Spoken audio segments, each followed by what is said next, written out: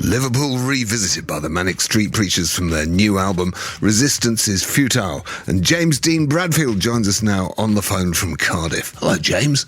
Hello there, Tom. How are you doing? Very good. Wow, there's wonderful production on that. Who has produced this new album? That is our long-time collaborator, Dave Ehringer.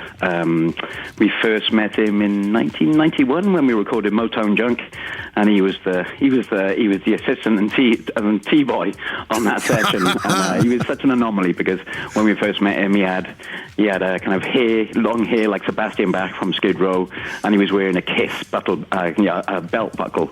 He was a complete metalhead, and we bonded over Appetite Destruction by Guns N' Roses. Fantastic! And stayed in touch with him. He's just a cool guy. He really is.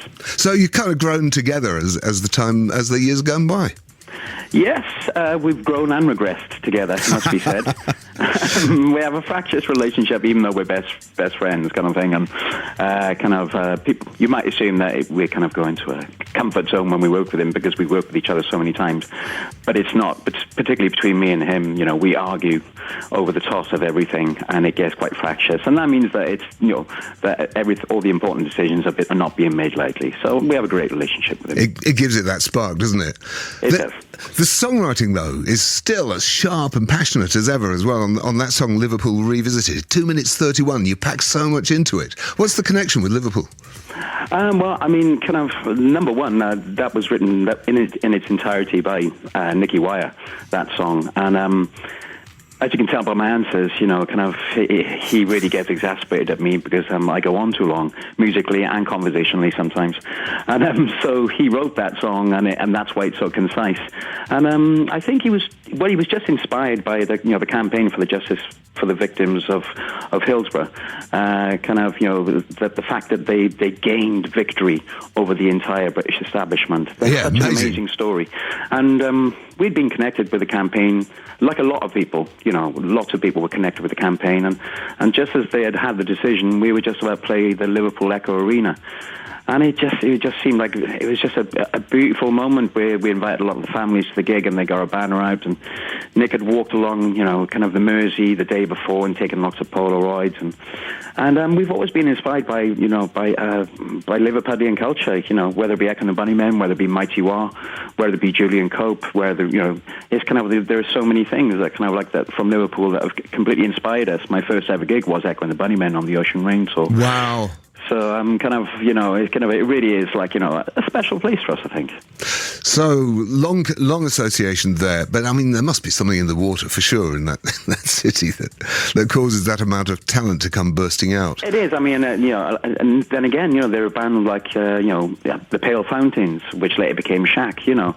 So many bands. I'm kind of like, so kind of there is something, and I kind of get excited when I think about the next great band that might come out of Liverpool. I like that kind of the feeling of I fantasize about things like that, really. We should be talking about your new album, though. I mean, is there a particular theme or direction that you had in mind when you were planning it? It was kind of difficult at the start because we sometimes our MO for doing a record kind of comes out of the blue, or Nick creates it, and we didn't have anything this time, so we just started writing. And then I think a theme became apparent through some of the songs. It started to make itself apparent, and it was, I suppose, the theme that started to come through was, I suppose, at our age, doing our 13th album, and we're all kind of just under 49 or 50. There's no pretending, that we're not. I think the theme that started coming out of the songs lyrically was that we were trying to discern between what is lost and what is gained, what is memory and what is reality, what is sentimentality and what is essential. Just, I suppose, the idea that we're living in a time of complete and utter kind of flux, uncertainty, and the polarity between between the same sides is just so extreme. I think that's what we're trying to deal with, whether it be culturally or politically. Trying to deal with those. Yeah, it's the sense of loss when you get to this age of everything changing amongst the digital morass of banditry.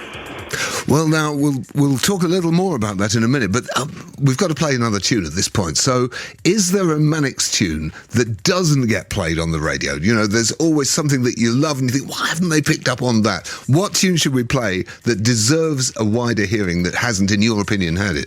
Well, me and Nick talked about this earlier today, and I think we agreed on a track called "The Year of Purification," which came out of which comes off the album "Know Your Enemy," which is a bit of a sprawling mess, it must be said. And I think the song, kind of the music especially, really gives away our kind of obsession with Murmur era REM, because Murmur and Reckoning was when I absolutely loved REM, and it kind of came out in the wash when we were doing this song. And the lyrics come from Nicky Wire's kind of brief obsession with Barry McSweeney, the author, kind of like in all roundabouts just before the turn of the millennium. Brilliant. So, listeners, here we go. Chosen by James Dean Bradfield himself. This is The Year of the Purification by the Manic Street Preachers.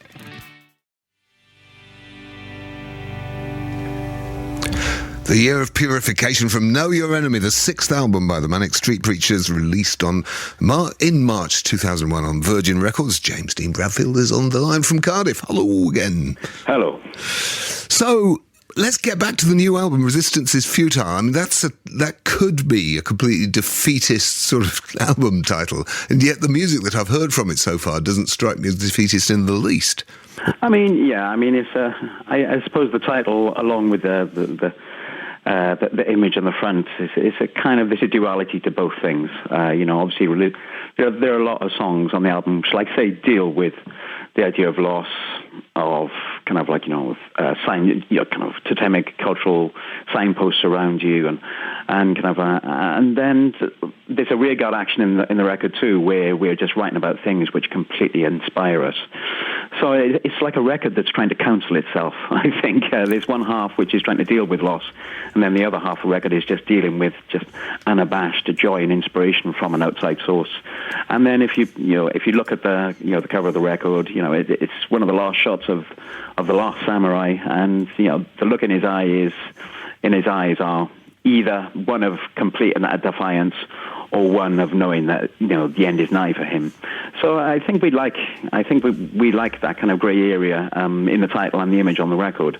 But I think the one thing that shone through is that there is one thing we've always been obsessed with as a band, and that is melody, just pure melody. Totally. And I like to think that the resistance to our obsession with melody is futile, but we shall see.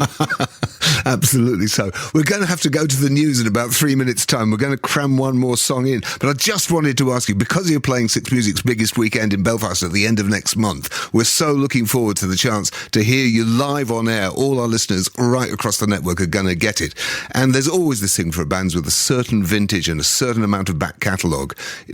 Songs like A Design for Life, the really huge tunes, are those a millstone or are they a calling card? How do you view them these days after all this time? Calling card, every time. We are entertainment whores. We will never, ever, ever we will never, ever feel the need not to play our biggest songs, whether it be Motorcycle Emptiness or Design for Life. We love the feeling of like that music just lifting the crowd and then lifting us back. We really are cheap on that level, so never a millstone, always a calling card. Oh, well, I remember seeing footage of you at Glastonbury only a couple of years ago, and you just tore into that crowd, and it was just a brilliant, joyous, uplifting thing that the band and the audience were joined together in one. So have a fantastic tour. Thank you so much. Is there a tune that you'd like to contribute? Because our listeners are soundtracking the Sunday evening with suggestions of tunes related to your band. What would you like to hear? At the moment, I might have said War Baby by Tom Robinson, because I love that record. But I'll go for Prisoner by Ryan Adams. You sweetheart, you. We'll see you in Belfast. Take care, bye-bye. Thanks so much.